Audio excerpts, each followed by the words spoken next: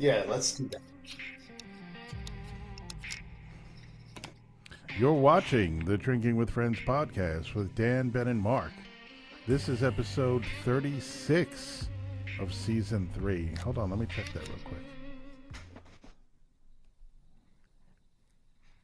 Nope, can't do that. Anyway, this is episode 36 of season 3. I don't know, something happened. I signed out from the app, and now I forgot the passwords, and I can't sign back into the app, so I have no idea even what's going on. That I'll have to fix another time. Oh, my God. So, tonight, we will be discussing our Rock Hall of Fame, our International Rock Hall of Fame. No, I think it should be the Universal Rock and Roll Hall of Fame. Okay, the Universal Rock Hall of Fame. In case we get a pod or a capsule or a meteorite that lands and it pops open and there's music inside, that should be included. I agree. You know, I don't think there should be any restrictions on where the music comes from. You know what I'm saying?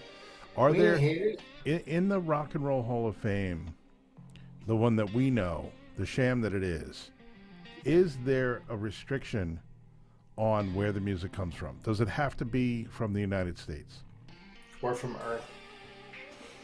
No, it's not from the United States. It's international.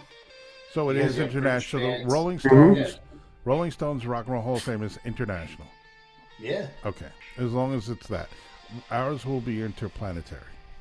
Okay, one step further. One step further. One step beyond. Because we're just that much One bigger. step beyond. So, okay, so we're going to be talking about that on tonight's show.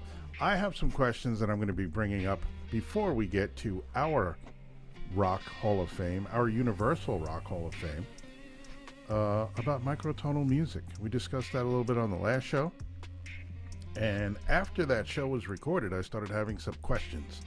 And I'm going to ask our microtonal expert, the man himself who invented microtonal music, Ben Sandoval. Oh, there we go. When he was a professor at Queens College. Professor Mendelbaum. All right. So before we go any further, are you guys, I know you guys are sick. Ben is sick.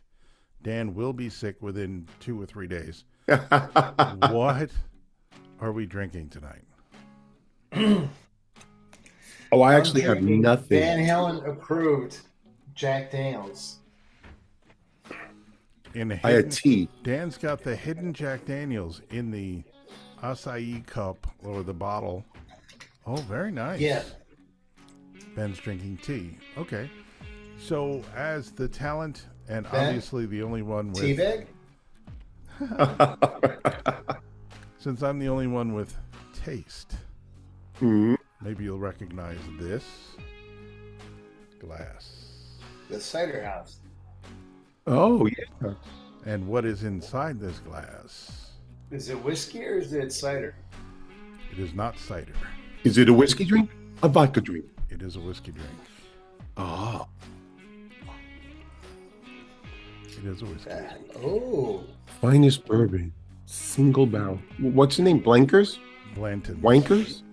It's Wanker's Bourbon. It's Wanker's Bourbon. It's Blanton's Bourbon. Look it up.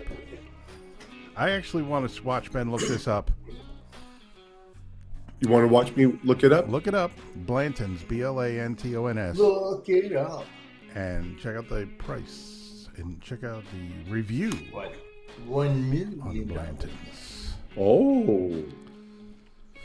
Buy Blankers bourbon? Blanton's. Blankers. Is it Blanton's? Blanton's. Oh, I thought Blanton. I will show it to you again. It looks like a trophy. Like a nice website. The famous Blanton's horse and jockey. Uh-oh. It asked me if I'm of legal drinking age. So this is not Horse and Jockey from upstate New York. Is it Kentucky bourbon? Yes, it's Kentucky straight bourbon whiskey. This bourbon whiskey, dumped on 9/11/23, stored in warehouse 11, from barrel number 397, Rick number 38, individually selected, filtered, and bottled by hand at 93 proof. Wow. So it's 46.5%. What quote do you have? What's that? some of the corks are different horse riders. Oh. You mean jockeys? Different You mean short horse people. rider people? Different Oh, you got short with the horse armor. rider piece of people. There's Yeah, guys horse that rider crouch person. down. Oh, this is interesting. We believe this is the finest bottle of whiskey ever produced, affording you extra flavor, bouquet, and character.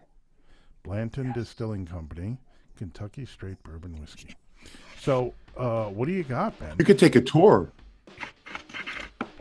Oh, each bottle is recorded with the master registrar at Blanton Distilling Company.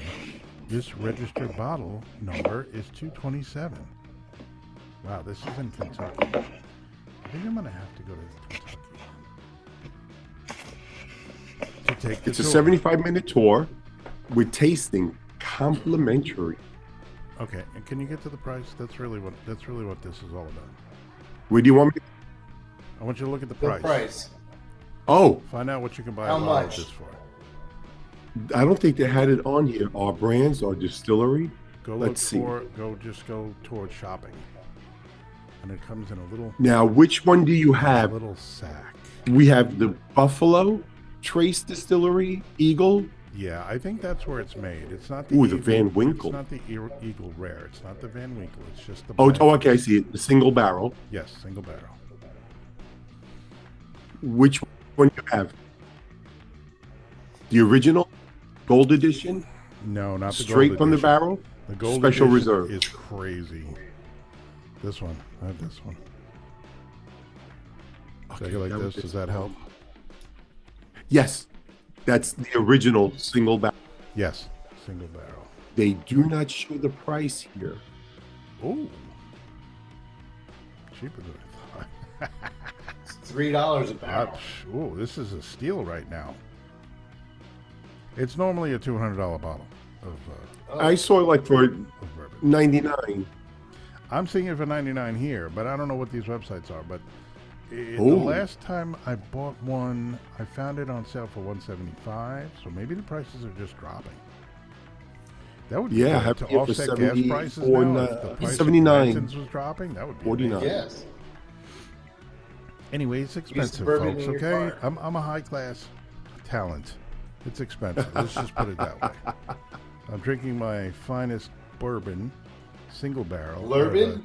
My finest bourbon, single barrel out of a Riverhead Cider House glass that I stole, by the way. Oh, yeah. Don't tell anybody. Okay. No. Drink it like you stole it. I was at a wedding, and I stole it. There you go. Isn't that great? It was really the after party. No, it was not. It was before. No, it was after. It was after. Okay. The It was day the next after. day. Yeah. Okay. Save it for the drink after. So that segment went terribly wrong because I thought it was going to come up as more expensive than it did. And you're drinking tea and you're drinking iced tea. So, all right. Anyway, Ice cube so in Ben, my iced tea. Yes. you are the expert in microtonal music, having And all invented things it small. yourself at Queens College. It's been a while. Look ahead. But I'm curious, Yes. do people sing in microtonal music? Can they? It takes a very trained ear to do so. I would think, right? It would be very difficult to be, especially if you're growing up learning the normal intervals that we know, the half steps, and the scales the way we know them, to then have to now try to be able to sing in between those notes. Correct. And, you know, at Queens College, there were maybe 4 people who had perfect pitch. And when they did the microtonal concerts, you would see them and they just couldn't handle it because everything was just off. Now, To does them. perfect pitch mean you can hear a note and reproduce it exactly? You could tell exactly what that note is, not so much reproducing, Okay. but So you you can can say, oh, tell if that's a it's a C sharp. sharp You or just know what flat. it is. Okay. Yeah, I'm sure that's a That's a skill. And oddly, because I remember this dude was a really great piano player. Perfect. It's called a penis. And we were performing Stravinsky's Symphony of Psalms, and something, I don't know what happened. You know, a piano player has a page turner. Two pages may have gotten stuck. What was his name? I can't remember his name. Was her name Paige But Turner? I can't remember the dude's name. That would be amazing, wouldn't it? If the woman that got hired to turn the pages for the pianist, if her name was Paige Turner. Ike's new wife. I know, I wish we were. Here's Tina. And all of a sudden, you can hear some of the people with perfect pitch, just like, wait a second, we're singing something, something's not right, something's really off, and everything, we had to come to a complete stop. And then we had to start again. So I would imagine, right? So if you're a person who's put a lot of time into your voice, learning how to sing, you have perfect pitch, listening to microtonal music might be uncomfortable for a person like that. I would say yes. It's really, really, really difficult. Because it would just be so weird. It would be like us listening, there's something that's just a little bit off from what we're used to. But it's not quite, Right. It's not this note or that note. It's somewhere in between. It's a little bit off. That's got to be really It's like weird. listening to Ben's band. Right. Right. Yeah. It's like listening to a band that's out of tune. Or out of touch. Boom, boom. But no, it was very difficult to listen to. Right. And not so much listening to it, but trying to appreciate what's happening, because you can't hear those microtones. Oh, I couldn't. Right. So here's someone really straining and doing this performance, and I'm like, I don't hear it. I don't get it. And I would imagine if somebody wrote a piece of microtonal music, there would still be some notes we would recognize, but there would also be a lot of notes that we would feel weird about because we're not used to hearing them. Also, what about, because you talked about, Dan, on the last episode, you brought out your guitar. We talked about frets and how you press the string between the fret, and it's the same note within the two frets. Within the two frets, because the fret is actually the cutoff point. The fret itself. Yes. So right. It's doesn't matter where you press down the string. What about a fretless bass guitar or a fretless guitar?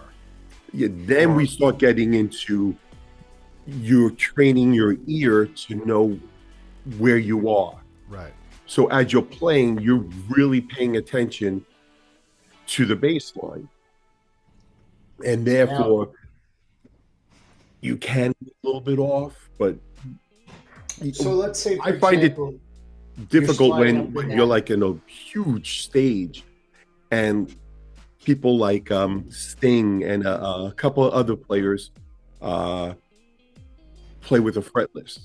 Mm-hmm. You really gotta listen, because that's going out so loud, and you gotta slide that finger just a little bit because you could be a little bit off. Or like a double bass or a cello.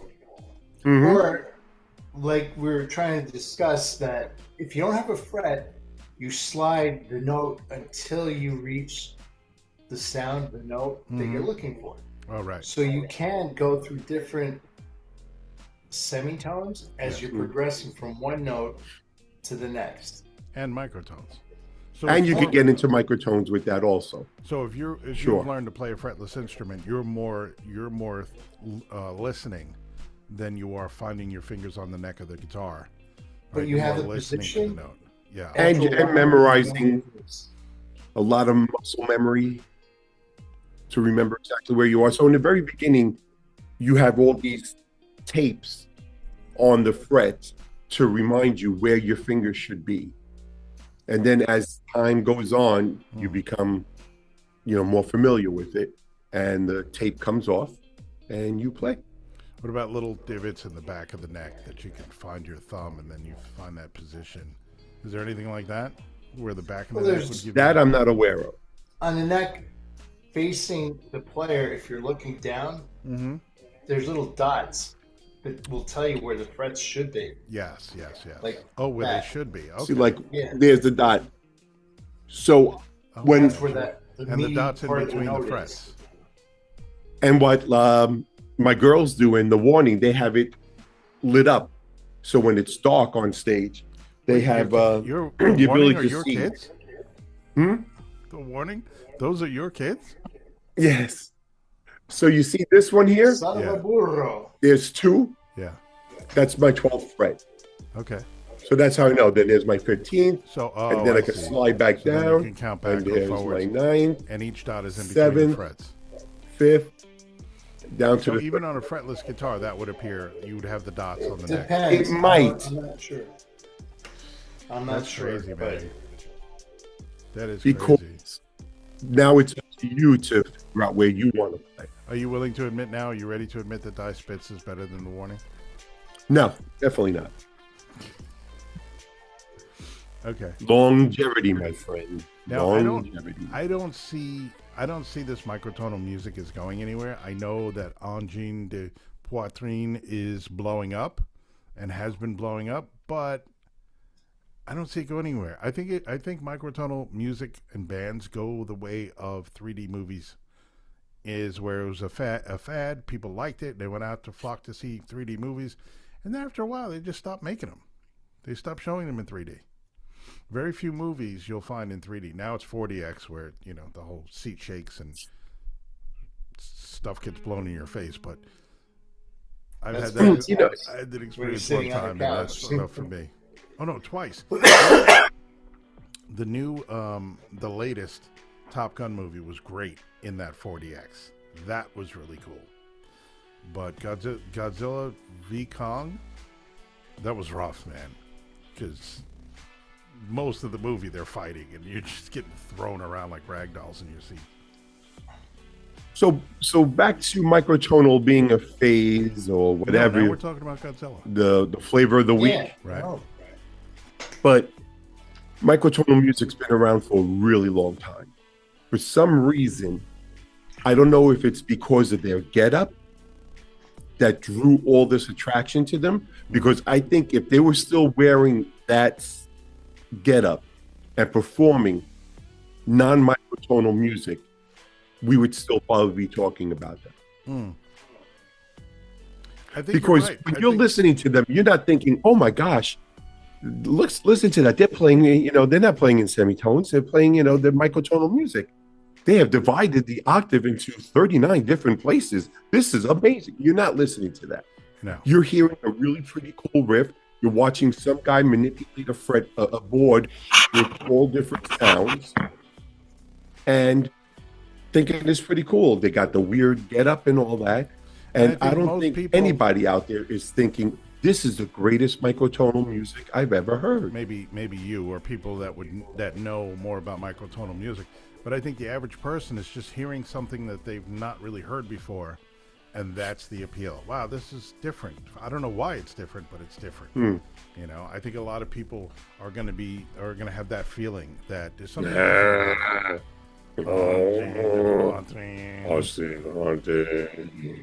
That's their thing. See, he's indoctrinated already. You see how But it's cool. He gets swept up in these things so easily. Yeah, he's a fad chaser. But I don't mind it. Anything By about the way, I enjoy it. anything about Ken's toes? I that we remember can in the talk about? last podcast, Ben said there's no such thing as, what was that? Rare earth? Rare No, earth what is minerals? rare earth minerals? Right. Yeah, but there is such a thing. And to clear that up, the reason why some countries have rare earth minerals is because some countries like China are set up to actually mine and refine those materials, whereas we're not, right? So that China did that a long time ago and set themselves up to be the place to go for rare earth minerals, which now are in all our electronics, our phones, our computers, the electronics in our cars, all of that kind of stuff. So that's a really valuable resource that they have that we don't. Because the But infrastructure getting back to the last is very show, much too expensive, and it's dirty. It's not a clean process. no, that's why nobody wants to do it. That's why nobody wants to do it. Exactly. But getting back to the, I guess the Ben's description of the mainframe farm. Oh no, I don't think Ben wants to talk about that. He's been Yeah, disproving. because he made it all up. He made it all up, right? He never visited a data farm with Microsoft. He never did anything. He never did any of that stuff. Obliged. And he knows nothing about what we were talking about. He just wanted to be oppositional. He was oppositional because I have some proof of what I was.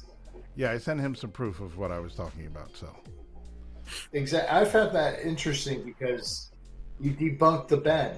yeah, so debunked the Ben, the man in the industry got debunked.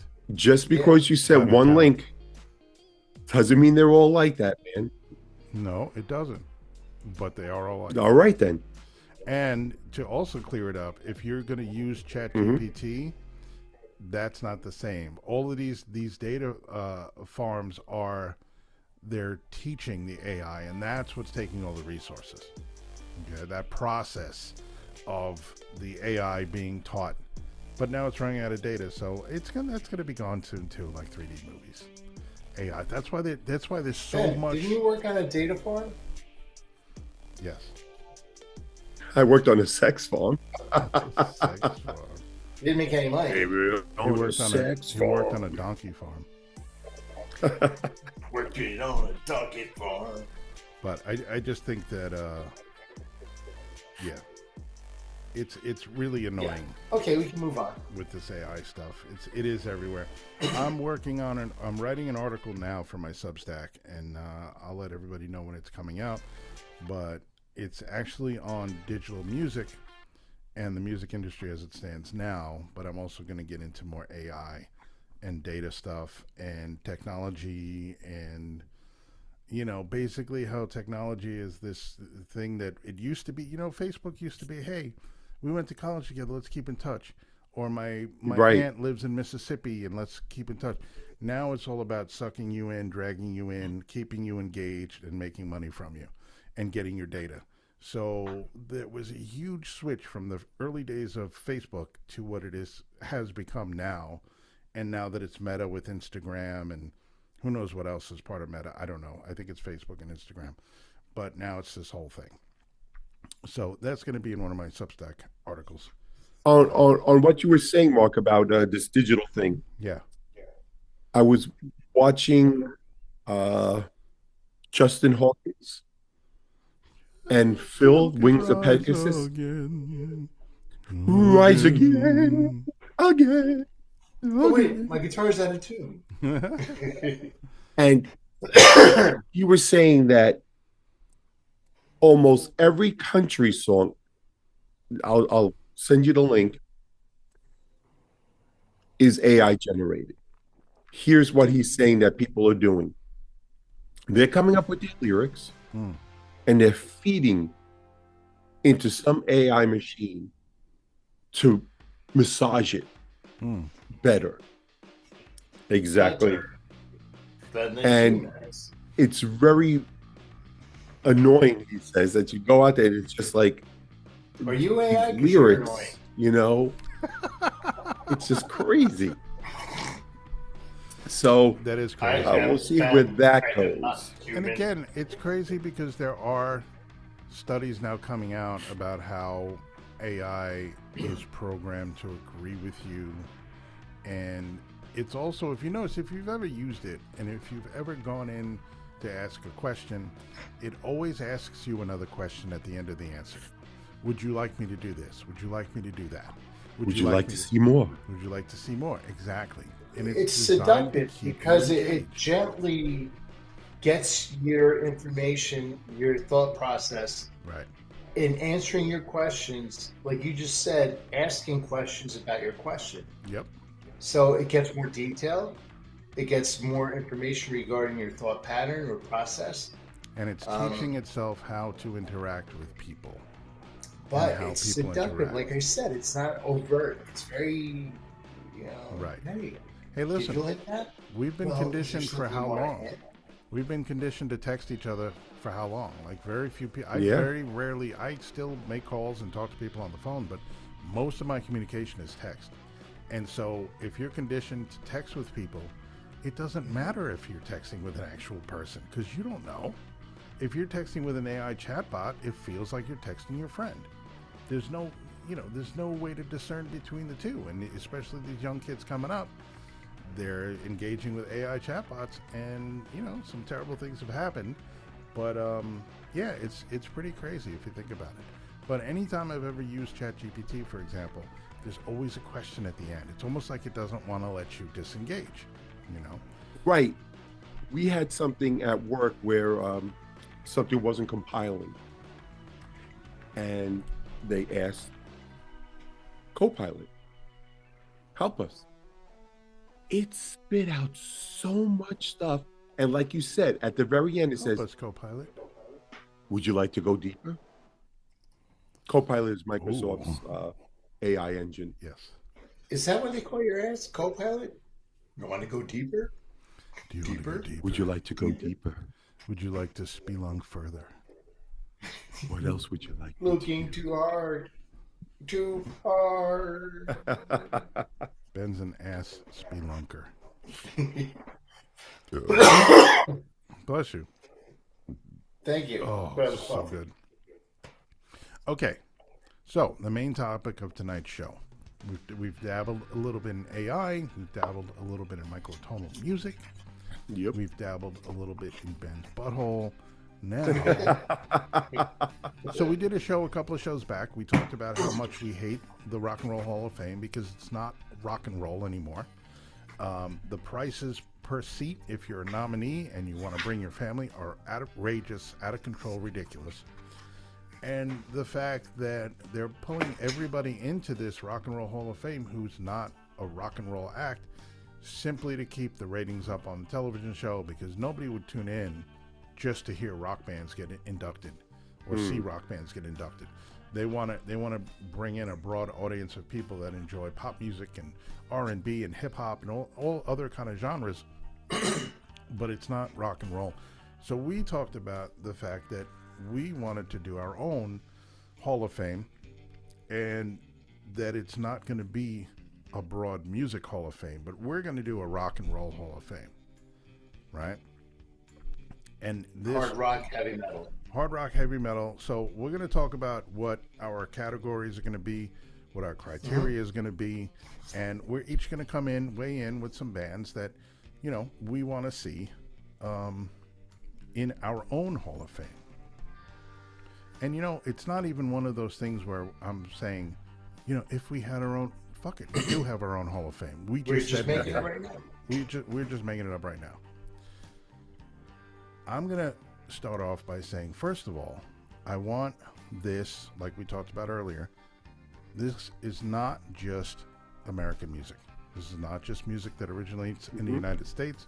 This is going to be worldwide and universal. If a meteorite landed and broke open and there was music inside, we could consider it for the Hall of Fame. I have no problem with that. Music is music to me. But we have to be very careful who we let in. If a microtonal hip-hop meteorite landed, that's not going to go in our Hall of Fame, our Rock and Roll Hall of Fame. All right? It'll go in the microtonal hip-hop Hall of Fame. Right. And there's nothing wrong with having a separate category for that, or a separate part of the Hall of Fame for that type of music. But now we're getting into like the Music Hall of Fame, which Rolling Stones Hall of Fame should be called the Music Hall of Fame. Mm-hmm. Yeah. All right, Ben, what is one of your criteria? Or one of your guidelines? One of my guidelines is they have to at least release one album. Okay. As a band, release one album. That's a bare minimum. Right. Because there are some bands out there that maybe just release one album but have changed the world. So you will accept one album? Yes. Okay. So okay, but I have some other criteria too. Give us an example. What do you mean? of a band that changed the world with one record? I'm sorry. Chumbawamba. I would say like the Dead Boys. They did release a second album, but nothing. But their first album, Young, Loud, and Snotty, was a great punk album. Okay. And then why did their second album flop? Yeah. The second album flopped. Wow. So they released 2. All right. Do you have an example of so at least they have to at least release one album. Okay. All right, that's fair. That's fair. Now, if you're going to include a band, I guess you could say that. If a band can change the world with one album, I mean, because we're going to talk about what our criteria is to actually be inducted, right? It's not going to be record sales, because I think record sales are out the window, streams are out the window, because with all the nonsense and shenanigans going on, right? You can't go by that. But let's say a band releases an album, and through sheer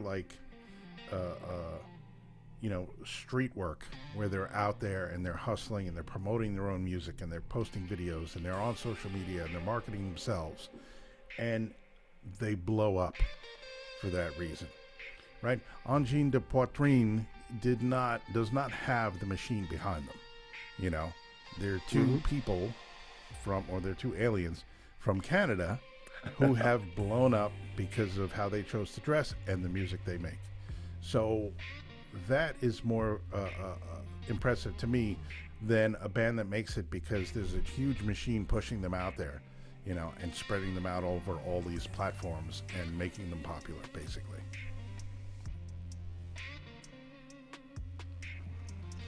I think Ben touched on it before. Longevity has a big factor in the consideration of a band or an artist. Yeah, I agree. Longevity has to count because, it's very, very hard. You take a band like Metallica, to do what they do and have been around for so long, still releasing new music, still touring and packing arenas, you can't say enough about that. A band like Rush, take 10 years off, come back, still selling out everywhere they book. And people still want to see them. People still want to hear their music. That is something. Okay. So Ben, your criteria is at least one album. And there's other criteria. Keep going. Have to be eligible after 10 years. And during those 10 years, from inception, they must still remain somewhat in the industry, touring, maybe making more albums, but at least remain relevant. Okay. All right. So why is it 10 years, not 5? I don't know. So is it 10 years from these their are things that we release? can discuss. I'm not saying that my thing is perfect. It's just these are my ideas. Okay. And we could probably melt them all together into something perfect. So 10 years from their first release, not from the inception of the band. Okay, good. Okay. Because it's somewhat to see if there is some staying power, to see if, other bands have been influenced. Okay. Make sure you go to that website. Don't forget the Patreon. Ben is still waiting for his prize. It's coming, Ben. I promise it's coming. It's only been 3 years. It's coming. Give me a break. Give me some time, okay? All right, Dan. Okay. Criteria? Well, I don't want to have the same kind of format in any way, shape, or form as the Rock and Roll Hall of Fame. Right. So I'd like to have, just right off the bat, I guess a Hall of Legends or something like that, where you have musicians who excel at their instrument or have influenced people and music going forward. Okay. To be in a category that just celebrates how their music, I guess, talent or originality has changed the landscape of music. I like that idea. For example, you can say Eddie Van Halen would be one, Jimi Hendrix would be one. You can keep going with different artists, but those were some examples. Yeah, but that's very limited. There are many That's bands out there that. Ben. That's just the Hall of Legends. Oh, okay. It's not like up for grabs every year. You start with these are legendary performers. Right. They could be in a great band, but they excel at their instrument. But they don't have to be in a band, right? They could be a solo artist. Correct. Maybe who's had many different bands, like a Jack White, let's say, right? Who's had many different bands, who's been in many different projects. Not him, but you know, he's made a lot of music with a lot of different people. Or maybe somebody like Bruno Mars, who has different projects, does collaborations with a lot of different people. Or somebody like Steve Vai. Yeah. He's been in a ton of projects, worked with a ton of people, you know, and has influenced everybody's music that he's worked with. So, yeah, I like that idea a lot, actually. Thanks. You could talk about, you know, bass players, drummers, obviously vocalists, you know, vocalists that have done a lot of different things. Or like just such a presence that they change people's style and attack and approach. Right. For example, a Dio, somebody like that. Yes. He was with Rainbow. He was with Black Sabbath. He was on his own. He did his other things, but it's his voice was so powerful. Right. And when you hear it, you definitely know it's him. Right. Or somebody like Ozzy Osbourne. Just an example. Right. As you mentioned, Dio makes me think of Ozzy. Same thing, you know, Black Sabbath, his solo stuff, and then he went on to collaborate. He became a personality. He became larger than the music that he was involved in. But yeah, I mean, he changed music as well. So I think, that's a great idea. Any drummers you would put in that category? The perspective is different in our Hall of Fame because we're musicians. Right. And I don't think the people in the Rock and Roll Hall of Fame have that same focus. You know, they're looking at record sales and popularity and how they can boost people so they could sell more records now. Right. We're looking at it through the body of work of the musicians involved, say a band or a solo artist. Our perspective is that of people who have learned instruments, played them, and respect the amount of time and dedication it takes to get that good. Right. Or creative. That's or outside the box, whatever you call it. That's a great point. But it's a different way of looking at it. Because I don't really know what the criteria is to induct somebody into the Hall of Fame. Like what needs to, like maybe there is a ask criteria yourself somewhere, but I don't know what it is. Is there a drummer that has influenced you? Yes. Myself. Okay, that drummer.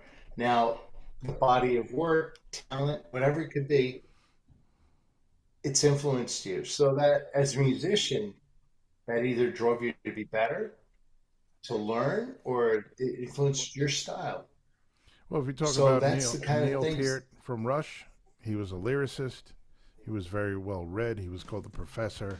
So he brought a lot more to the band than just his drumming chops. And even when he was touring with Rush, he was still studying with different drummers. He was still always trying to get better. You know, the opposite example of that is Lars Ulrich, who I don't think ever practiced a day in his life. But anyway, you could also say that he influenced a lot of drummers as well. So Neil, I'm talking about Neil as a lyricist. He taught a lot of drummers that you don't have to just be the drummer in the band. You could contribute more. You can help with arranging. You could write lyrics. You can, you know, there's a lot more you can do as a drummer. And I think that's super important. John Bonham is another one that did things with a single bass drum and, you know, that people are still talking about today. Young students are still wanting to emulate today and learn today the things that John Bonham did specifically. And another great example would be Ian Pace. Mm-hmm. Very underrated, but solid. And, you know, a lot of rock drummers, their approach and attack and the way they play is based on a lot of Deep Purple stuff that he did. Yeah. Yeah. There are a lot of people that can go into that that legend Ginger Baker hole. Ginger Baker, absolutely. Phenomenal. And his son's pretty damn good. Now, too. should they be allowed in without the band? Yeah, if they're a legendary musician, this is a subcategory. This is the Legends category. Let's say the this three of us are in a band together. Hall of Fame. And Ben is the greatest bass player. that never lived. And we're Hold Mark on, and let me I look are out the like window. superstars, but Ben just shines a little better. I'm looking out the window to see if I see any pigs fly by. I'm sorry. Go ahead. What were Yeah, you saying? well, this is imaginary scenario. Boom, boom. I really miss that. So sound Ben bite. would be in the Hall of Fame, Legends, Legends. Yeah, on his own because he's a great bass player. I think. And then we could be in the Hall of Fame because we're an awesome band. You see? What about producers? I would like to give a little What more about what? love to the people behind the scenes, the people that produce these records, the engineers. You know what I mean? The sound That's people. good too. You know, the people that are They never involved get the in credit they ways that deserve. you never know, because a lot goes into producing a record. Depending on how much control the artist gives the producer. But if you become a legendary producer, it's for a reason. It's because you've produced amazing records, and you have amassed a track record that, you know, people seek you out to produce their records, and then you just go on from there. You build an amazing career as a producer. You know, like Rick Rubin, for example. You know, all the artists he's worked with and the variety of different styles of music he's produced is pretty incredible. You know, and there's a ton of guys out there that don't get the credit they deserve as great producers. Ben, who would be one of your favorite producers? Were you talking to Ben or me? Yeah, I said Ben. Oh, Favorite producer. Who, me? no, Ben. I don't know if I have a favorite producer, man. You do have a favorite producer. Don't make You me could tell say you what George your Martin producer from is. the Beatles. Right. Who else? Mine would probably be Butch Walker. Yeah, no doubt. And I forgot the guy from Queen.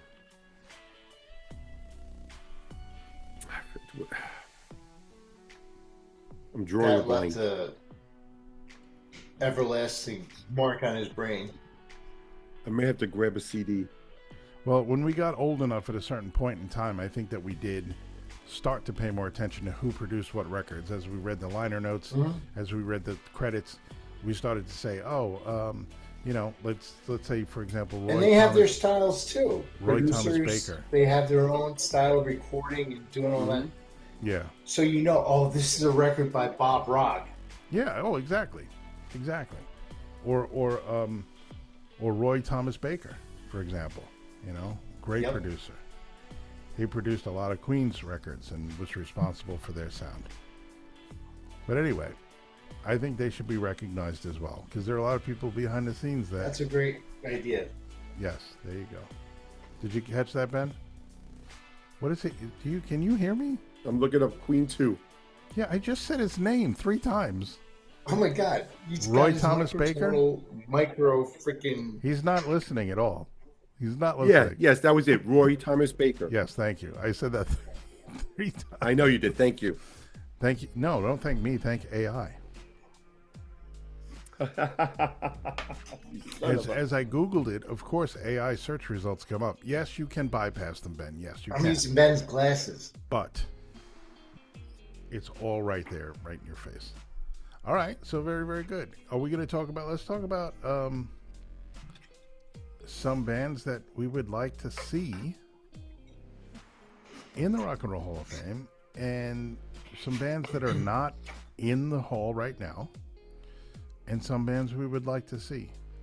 I'm going to go back in time because I want to see. Well, I was also thinking, since we're on categories, why don't we do different things? For example, What's categories? greatest album archive. In other words, category for a band's masterpiece album. Right. So you could say, let's say, for example, Moving Pictures. Mm-hmm. It's in the Hall of Fame because it just represents the pinnacle of that band at that time. Gotcha. Yeah. You could do Metallica. You could say it could be the first album, Ride Right. the Lightning, which was great. Yeah. Or Iron Maiden, Peace of Mind, depending. But it's just something to think about. Right, and a band like Metallica has many eras, right? They started out as a thrash metal band, and then they evolved, they changed. You know, they got a little heavier, they got into more heavy stuff, they did a little more thoughtful lyrics and things like that, and their style has evolved, you know. I think that's awesome. Like for example, another one would be Blizzard of Oz. Right, a band's signature album. This is what they're known for. Mm-hmm. Yeah, it's funny because I heard about, when I was 13 or 14, I heard about Ozzy before I knew anything about Black Sabbath. And my girlfriend at 14 years old was the first person to let me hear Blizzard of Oz, that album. And then I'm like, who's this? She's like, it's Ozzy. I'm like, who's Ozzy? And she looked at me like I had 5 heads. She's like, from Black Sabbath? I'm like, oh, cool. Who's Black Sabbath? So the whole thing about Ozzy and thinking about what is the band's signature album, whether it put them on the map, whether it put them back on the map after a long hiatus or something like that, or they evolved to become this band that could write this masterpiece. That's a great idea too. Dan's on top of this, man. He's got like some great ideas for this Hall of Fame. We're trying to be different and better. Right. So we have like a legends category, which is not the actual hall, but it recognizes legends in music, apart from their bands. You know, the genius of a musician who maybe wrote a lot, like Maynard James Keenan, you know, of Tool, or Perfect Circle. You know, think about all the music he's put out in the world in different projects and different bands and different things that he's done. So you have people like that. And I want to give more love to those people, whereas the, you know, who just recently, I just had it too. You know, instead of, let's say, I don't know, a Tribe Called Quest, you know, maybe Tool goes in the Rock and Roll Hall of Fame. You know what I mean? Like, if we're going to really make it rock and roll, I want to pave the way to people like that instead of Dionne Warwick. You know, no offense to Dionne Warwick or, you know, George Michael, but they're not rock and roll. And I think a lot of bands get left out because these other people that have nothing to do with rock and roll get stuck in there. So that segues into this part, which there are so many different genres of heavy metal music. For example, you have traditional heavy metal, thrash metal, death metal, black metal, doom metal, power metal, progressive metal, new metal, symphonic metal, sludge metal, folk metal, I love industrial metal, and glam metal. Now, honestly, there are a lot of categories and there are a ton of subcategories or subgenres, but all of those, every genre you just mentioned of heavy metal, I can place a band, right? They are distinct enough. Yeah. You know, it's not like crabcore, which was defined by the guys in the front of the band putting their feet far apart and then like crouching down and moving up and down like a crab while they're playing. Like, that's crabcore. So I don't think that belongs in one of those categories.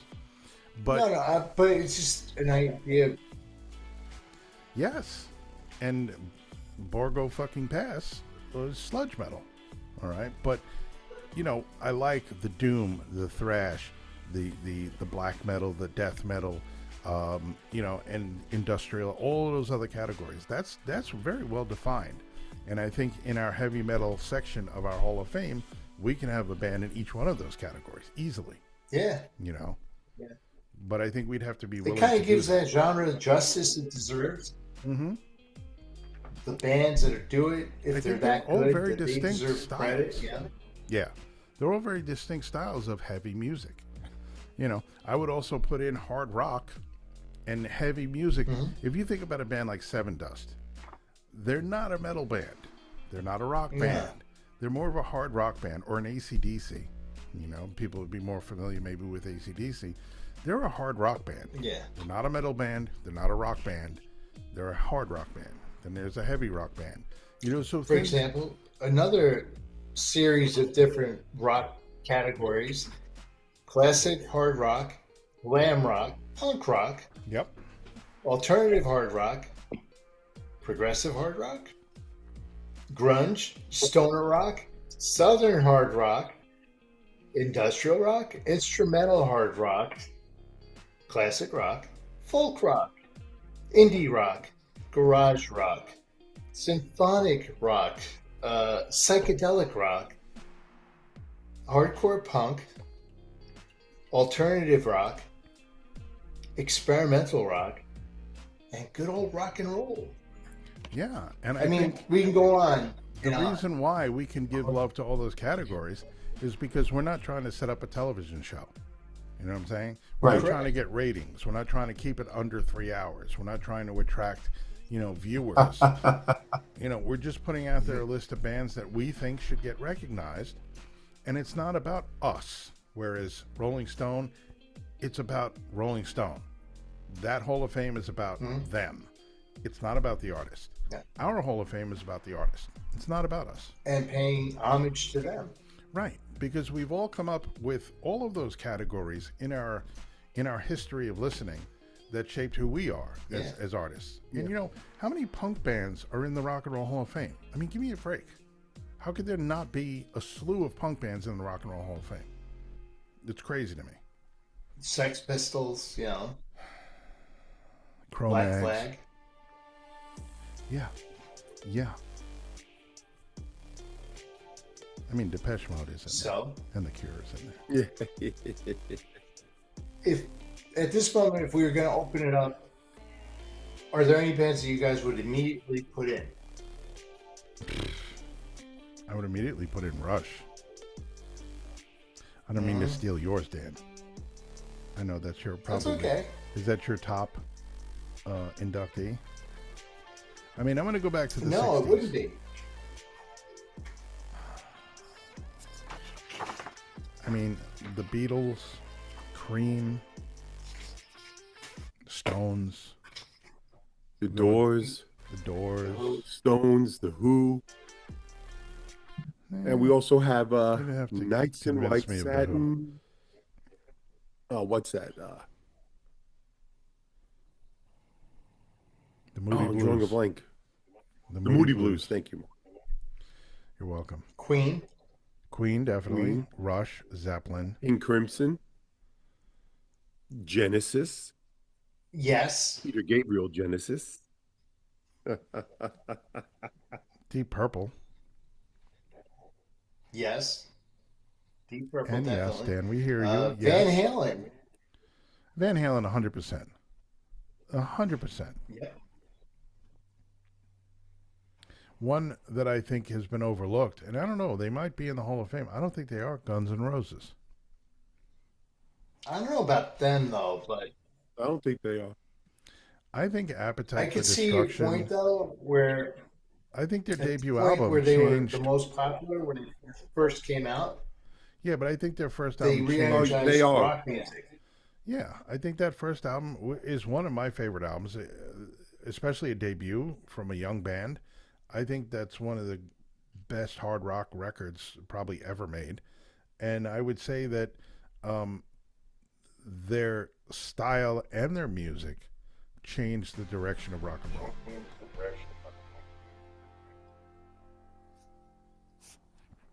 Yep. So I would lobby just hard. Like you'd I would throw Queensryche in there. What's that, Ben? I would put Queensryche in there. Queensryche. That's a good one. Yeah, that's a good one. They and put out some amazing music. Opeth. See, that's what I'm talking about. These are bands that I want to see in a Hall of Fame, and might as well be ours. How about Iron Maiden too? Iron Maiden too. Ben, what's going on with Queensryche? Isn't there some information? Isn't there some new news about Jeff Tate? Yeah, so Jeff Tate has released a taste of Operation Mindcrime 3.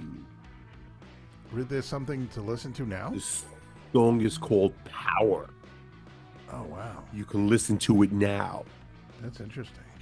It's so cool because it says, it goes, it's power. And it's soft. And it goes, but the word is whatever the fuck I want it to be.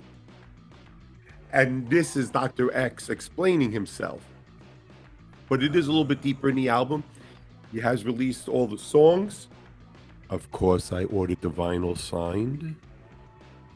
Very nice. So I got to explain that one. Here it is. Oh, by the way, really, the article I'm releasing or I'm putting up on my Substack really has to do. It kind of centers around vinyl, and the reason why vinyl has come back, and the reason why bands press their music on vinyl these days and sell them at shows. It's become a thing. So that has to do with how I talk about digital music and how the music industry has changed. And that's like a little tiny sliver of control that these artists can have by producing vinyl and selling it at their shows, even though they're still incurring the cost to produce these vinyls and whatever merchandise they're selling. And you bring up a great point, Mark. That's what I do. Variants. Right. They will sell variants at shows. Yes. So you can't get them elsewhere. Oh, I'm going to put that in my article. I totally forgot about Only variants. at the show. That's right. That's right. And that's pretty cool. That drives up the value of that particular pressing of your album even more. This is a limited edition. You can only get it at our show. That's a great way to attract people to your show. What'd you say, Dan? And some bands do other things, like my son's favorite band. This is one I'd like to see in the Hall of Fame, Coheed and Cambria. They have comic books. So they'll be at Comic-Con. Oh, right. I don't know if I ever told you this story. Yeah, I know you've gone to see them. Literally, I saw you online waiting for it to see 30 some odd people placed orders, and Devin picked up everything. And I remember getting alerts from American Express saying, hey, is someone abusing your credit card or something like that? So I had to go through a whole authorization process, and we ended up buying these things. Remind me, I'll post it. I just was looking at the picture of Dana in Sparkles, my car. All you see is her head, because the rest is just all mailboxes that we're mailing out. So she went to the post office with me and said, go, front seat is covered, and you only see her head because she's buried in all the boxes. It's hysterical. That was really, really cool. That's amazing. Why is Dan muted? Like we were saying, that's how they're making these extra monies, because they have these special things that you can only get at these special events.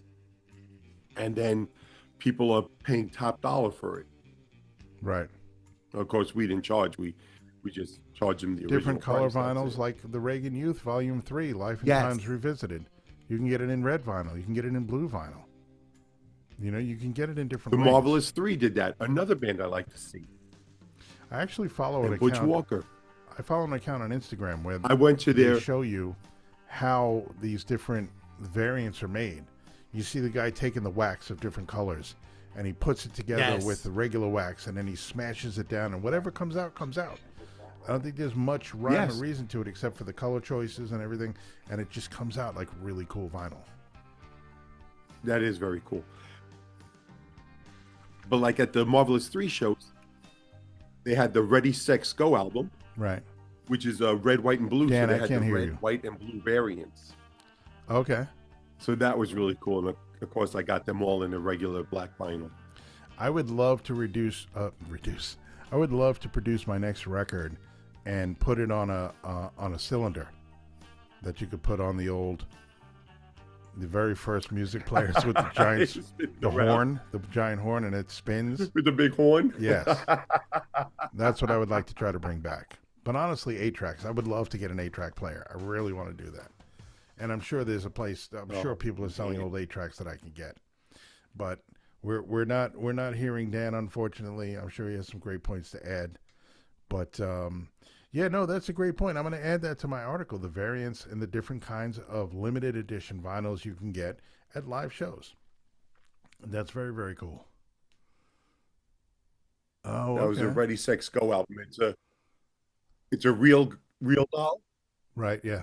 Remember those? Yeah, sure. So she's on the album cover. That's the back. That's great. Is that the Marvelous 3? That's the Marvelous 3. That's great. That's awesome. And then there's inside are all the pictures of them with the with the real doll. I will say they never really looked very real, the real dolls. I mean, I guess they looked as real as they could have possibly looked back then. Right? But still creepy. I wouldn't marry one. Nope. Nope. Dan is taking a trip to Tahiti because we can't hear him. No, we can't hear you at all. Something happened. I think corporate came in and muted him. She listened in every once in a while. She'll listen into the show and she'll hear how things are going. And I guess he must have said something and he got muted by corporate. So back to Jeff Tate. Yes, let's go Operation back to Jeff Mindcrime 3. I'm going to listen to that. Here is the track list. Okay. The scene of the crime. You know my effing name. The answer. Vulnerable? I'll eat your heart out. Damn. Do you still believe? The devil's breath. Devil's breath. Ascension. Set you free. Descension. Power. You can't walk away now.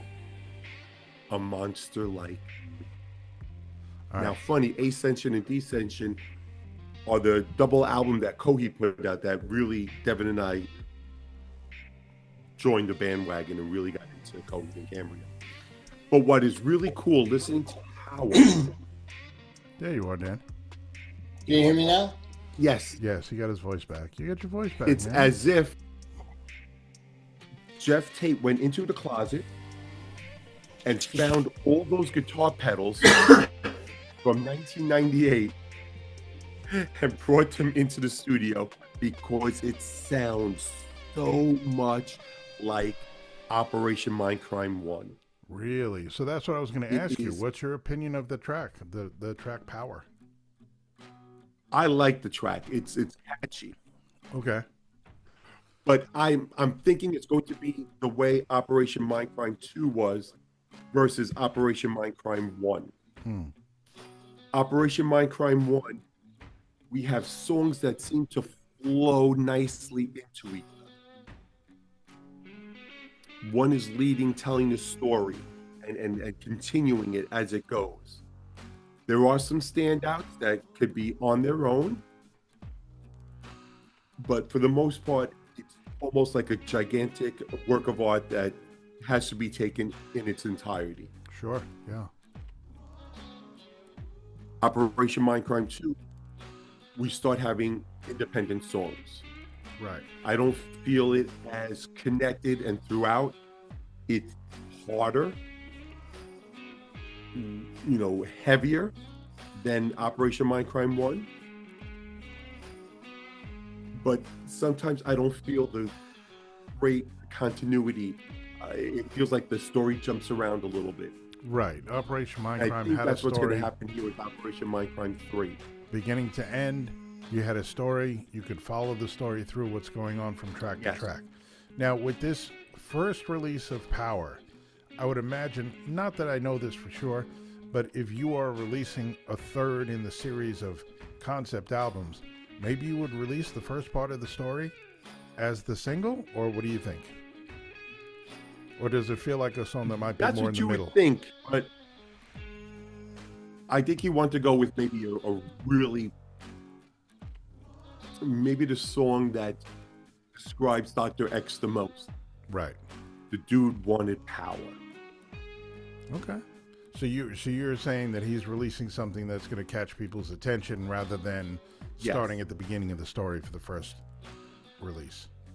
Yes. I think it caught so much attention that he decided to release a vinyl. There was no vinyl. Oh, weird. And now it's a limited 500 run. Signed. Okay. Yeah, So I think that's a great way to that add could have value caused to your this. music. Make it limited edition. And part of my point too, with people pressing records and selling them at shows, is that it's so much more personal. If you go up to an artist and you buy the album right from the person who you just saw perform it, that's a memory, that's an experience. Rather than pressing a button on your phone and all of a sudden the music's there and you don't even know what song you're listening to because you're not really looking at your phone, you're driving or whatever. You get an album like we used to do. You get an album, you have the liner notes, you have the credits in the back, you have the track listing. You're listening to the record as you're looking at the album, you know, sometimes, and that's just a whole different experience. And I think that that's what we're missing with music today. It's just so bang, bang, bang, bang. The song goes. A lot of my favorite records, if you ask me the names of the tracks, it might be hard for me to even tell you the names of the song. Oh, no, that's track 4. I know the order, but I don't know if I would know each track title. So I know it just scares me because I used to be, you know, my queen. I used to know every single song off of every single album or the order. And now I'm like, oh, is it on this album or is it on that album? No, it's getting a bit fuzzy, is it, old man? Getting a So I little kind of fuzzy. miss those days. All right, so let's. I have a little piece of rock news, a very little piece of rock news. Yeah, before I do that, what? You're gone again. I can't hear you now. Can you? Do you know ASL? Do you know sign language? 'Cause I can't hear you.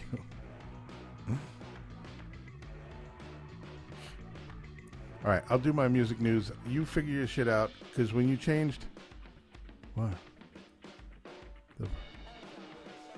I can't see that. Pull it back a little bit. Profit of podcasts. Oh, what is that? An audiobook or something? Okay. I guess we'll look into it. I'll see a raccoon. Is there a raccoon? Oh, we're going to listen to that. Okay. That's a good idea. My music news is that apparently a very well-known vocalist is joining a not-so-well-known band. Oh, yeah? We've talked about this person before. Sebastian Bach will be joining Twisted Sister on stage. Yes. Did you hear that? Wow. Why? I don't know why, but apparently, Skid Row Snyder retired. Yeah, he retired. And credit to D. Snyder. Blaming He made a couple of Health. albums with his he made a couple of albums with arthritis the is really singer. bad. And he said that he has a heart condition, but he didn't go into anything. Ben, you have an ear in condition. great Can you turn detail. up your speakers? Yeah. I'm sorry? Yes, exactly. So anyway, D. Snyder made a couple of albums with Jamie Josta of Hatebreed. And I mean, they were pretty good. He still sounds great. You know, he's getting up there in age, but he's a guy that's kept himself together. I know he has problems 70. now. He's 70, but I mean, he was really doing it up until not too long ago. I give him a lot of credit for that. And he always looked great, you know, and he always looked like a rock star. Even though I disagree with some people who say that Twisted Sister was a bar band, because I think Twisted Sister still is a bar band. I never thought they crawled out of the bars, you know, honestly. Just like Bon Jovi. I don't think Bon Jovi's an arena band. I think they're still a garage band or a bar band. But anyway, I digress. I'm happy that Sebastian is out there back on stage doing stuff. I think he's a phenomenal talent. I think he's getting up there too, but he's still sounding good and still able to do his thing. He's still very dedicated to singing, his craft, and he's going to be joining Twisted Sister on stage. So good for them. I hope they have a great time. I hope they have a great run. I probably won't be attending any of those shows, but maybe to see Sebastian, I would. Yeah, so it's going to be Sebastian, He's always been one of my JJ favorite Finch, the singers. original guitar player, Yeah. Ojeda, Yeah. Oh, hey, the other original guitar player. Oh, I thought he was the bassist. Okay, go ahead. No, that was what's his name? Thumpy Thumperson. He had like Monster or something like that in his name. Oh, I can't think of his name. Monster Zero. No. And we know AJ passed away, the drummer, so I don't know who's playing Yes. drums for them now. Now, Dee had suggested his son to sing for the band. Oh, interesting. Okay. Jesse Oh, Blade. Jesse. I know. All right. nighter. That's really funny. We played an unsigned band festival at the Crazy Donkey, and Jesse was the MC. He was the host. And, oh, wow. Yeah, so he introduced all the bands that night live at the Crazy Donkey. And I remember him coming up, and he walked out on stage, and he like came over to the drums. He's like, "You guys ready?" I'm like, "I have to pee." But anyway, but I was just messing with him. But you mentioned his son, and I'm like, holy shit. I actually kind of had an experience with him. But, okay, so that didn't go anywhere?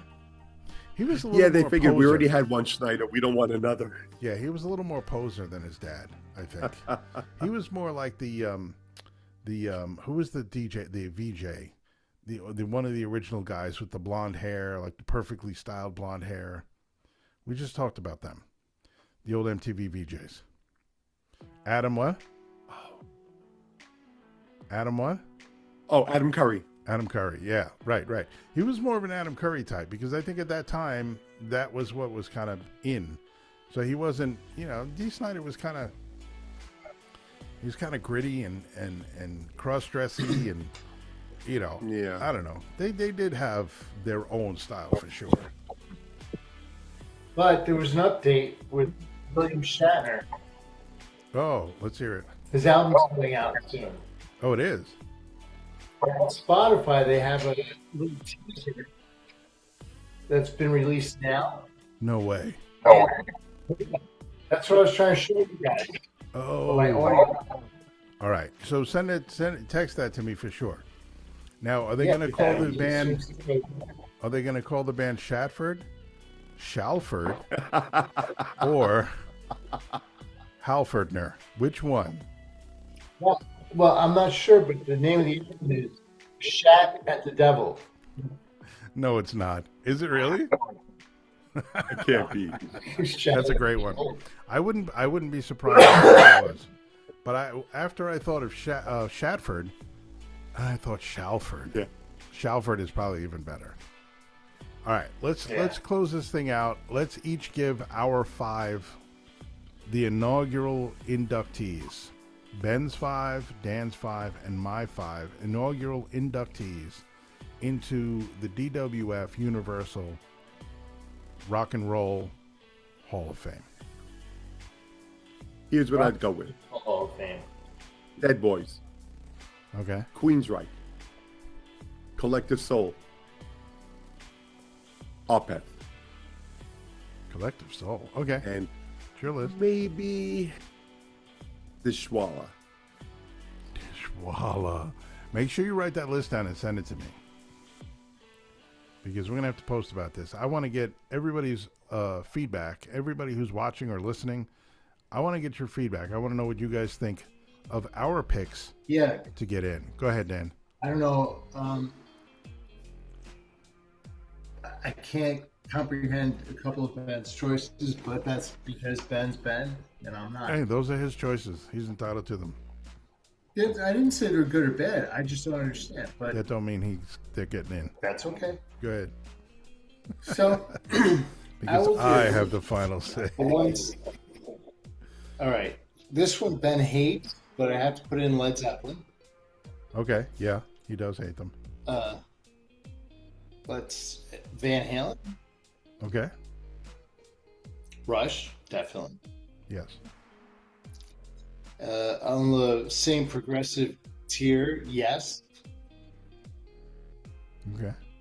And Iron Maiden. Okay. No, that sounds good. Because I think you're going to go with Sabbath, Nausea, Deep Purple, and stuff. So Yeah, because but I like where we're headed, right? Because we're celebrating the rock stuff, the early rock stuff, back in the day, and I think that as we move forward and we add to this list, that we're going to get more updated into. But I'm going to even go back even further. First, I'm gonna put the Beatles in. Okay, rock and roll. I'm gonna put the Beatles in. Who? The Beatles, not the Who. I'm not going to add I'm not going to add the Who onto my list, but the Beatles, right? They're going to go in first, and then I'm going to say Cream. I think Cream needs to be there I was as thinking well. the same. Okay, and because I don't want to do any doubles, but I agree with both of you on a few of yours, Ben. I agree with pretty much all of yours, Dan. But number 3 for me, where's that number 4? Number 4. Number 4 for me is going to be Guns N' Roses, for sure. I think they really need to be in there. And let me see.